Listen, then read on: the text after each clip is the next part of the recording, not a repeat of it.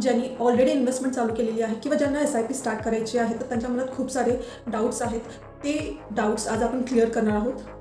पहिला question, minimum किती अमाऊंटची SIP आपण स्टार्ट करू शकतो? तर मिनिमम आपण 100 रुपयापासून ही SIPची सुरुवात करू शकतो पर मंथ. दुसरा प्रश्न, का आपण SIP अमाऊंट इन्क्रीज किंवा डिक्रीज करू शकतो? तर हो, आपण अमाऊंट SIPची इन्क्रीज करू शकतो किंवा डिक्रीज करू शकतो. त्याला फुल फ्लेक्झिबिलिटी आहे. तिसरा प्रश्न, SIP इन्व्हेस्टमेंटसाठी आपण डेट चेंज करू शकतो का? तर हो, आपण डेट्स चेंज करू शकतो.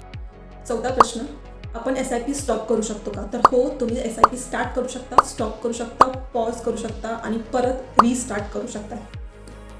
आणि लास्ट प्रश्न पाचवा आहे, जे पैसे आपण इन्व्हेस्ट करतो ते लॉक इन होतात का? तर नाही, तुमचे पैसे लॉक इन होत नाही. पण तुम्ही 1 वर्षाआधीच एक्झिट केला तर एक्झिट लोडचा चार्जेस बसतो. आणि हो, ELSS स्कीममध्ये जर तुम्ही इन्व्हेस्ट करत असाल तुमचे पैसेही लॉक इन होतात. अधिक माहितीसाठी दिलेल्या नंबरवर नक्की कॉन्टॅक्ट करा. आम्ही तुम्हाला गाईड करू. थँक्यू.